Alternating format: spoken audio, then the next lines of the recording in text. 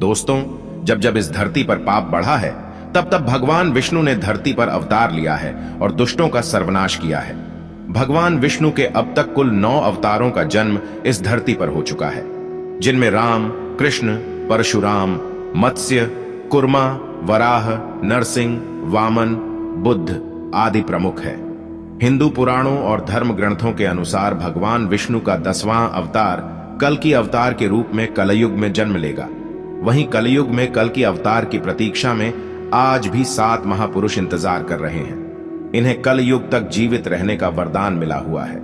आज हम आपको बताएंगे कि वो 7 चिरंजीवी कौन है और वे कल्कि अवतार से कब और कहां मिलेंगे। इसलिए वीडियो के अंत तक हमारे साथ बने रहें। और अगर आप हमारे चैनल मिस्टिक नोइंग पर पहली बार आए हैं तो इसे सब्सक्राइब करें, ताकि हम आपके लिए ऐसी ही इंफॉर्मेटिव वीडियो लाते रहें।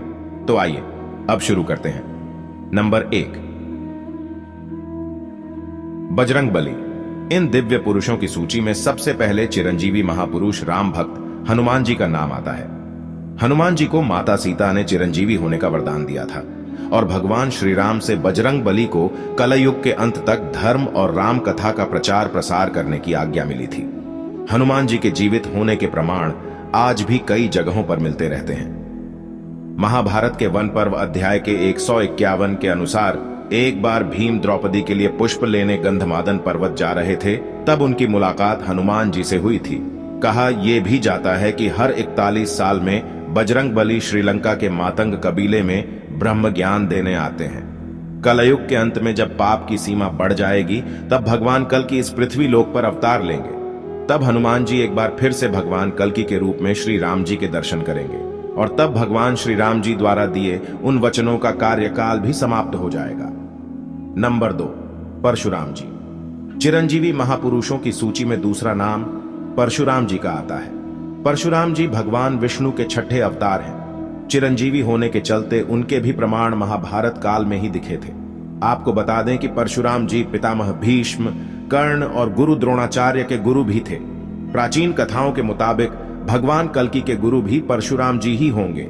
महाभारत काल में उनका निवास महेंद्रगिरी पर्वत पर था और आज कलयुग में भी वो इसी पर्वत पर तपस्या में लीन होकर कल्कि अवतार की प्रतीक्षा कर रहे हैं। नंबर 3, राजा बलि। राजा बलि श्री हरि भक्त प्रहलाद के वंशज थे। उन्होंने अपने बल से तीनों लोकों को जीत लिया था। इसके साथ ही उनको बहुत बड़ा दानवीर भी माना जाता था। प्राचीन कथाओं की माने तो भगवान विष्णु ने राजा बलि के घमंड को तोड़ने के लिए वामन अवतार लिया था। एक बार श्रीहरि राजा बलि के यज्ञ में शामिल हुए। यज्ञ के दौरान ही सभी ब्राह्मण अपने लिए राजा बलि से कुछ न कुछ दान मांग रहे थे, जो राजा बलि उन्हें दे भी रहे थे। जब वामन देवता की बारी आई तो उन्होंने सिर्फ 3 पैर भूमि राजा बलि से मांग ली। तब राजा बलि और उपस्थित सभी ब्राह्मण हंस पड़े। राजा बलि ने कहा कि आप अपने छोटे छोटे पैरों से कितनी जमीन नाप पाएंगे, आप कुछ और मांग लो। लेकिन वामन देवता अपनी मांग पर अडिग रहे। तब राजा बलि ने कहा, जहां आप चाहो 3 पैर जमीन ले लो। तब वामन देवता ने अपना विराट रूप धारण किया और एक पैर में देवलोक और दूसरे पैर से पृथ्वी और पाताल लोक नाप दिया। इसके बाद उन्होंने कहा कि तीसरा पैर कहां रखूं राजा। राजा बलि ने अपना सर आगे कर दिया और वामन देवता ने राजा बलि के सर पर पैर रखकर उन्हें पाताल लोक भेज दिया और उन्हें सूतल लोक में बसा दिया, जहां वो आज भी अपनी मुक्ति के लिए कल्कि अवतार की प्रतीक्षा कर रहे हैं। नंबर 4, विभीषण। विभीषण प्रभु राम के अनन्य भक्त थे। जब लंकापति रावण ने माता सीता का हरण कर लिया था, तब विभीषण ने अपने भाई रावण को काफी समझाया था कि भगवान राम से शत्रुता न करें, जिसके बाद रावण ने उन्हें अपनी लंका से निकाल दिया था।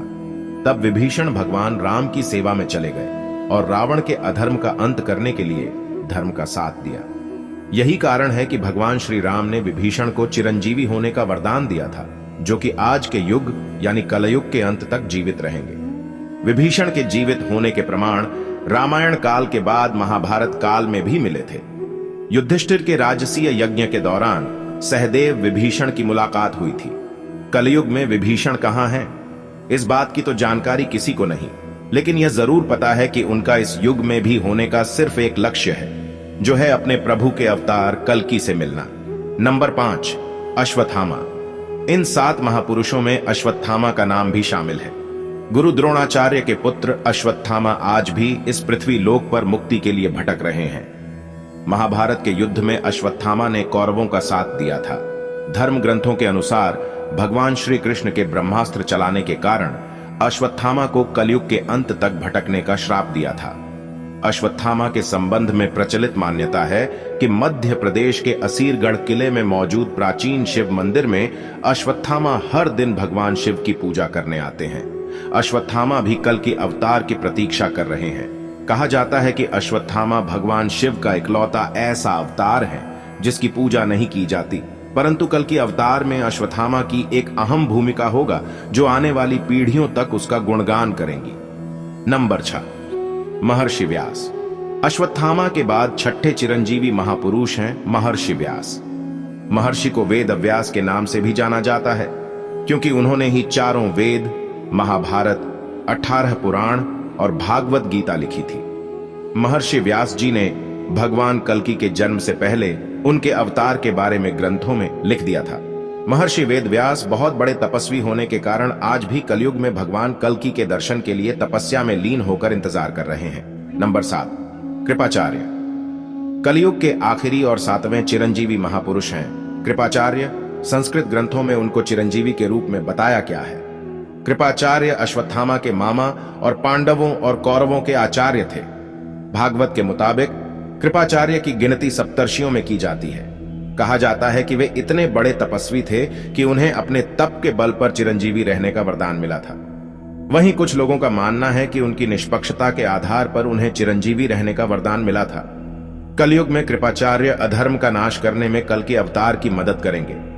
तो मित्रों, आपने देखा कि 7 चिरंजीवी कलयुग में भगवान विष्णु के अवतार कल्कि से कब और कहां मिलेंगे। आज इस वीडियो में बस इतना ही। हमें उम्मीद है कि हमारी पिछली वीडियो से जो आपको सवाल उत्पन्न हुए थे उन सभी सवालों के जवाब आपको मिल गए होंगे।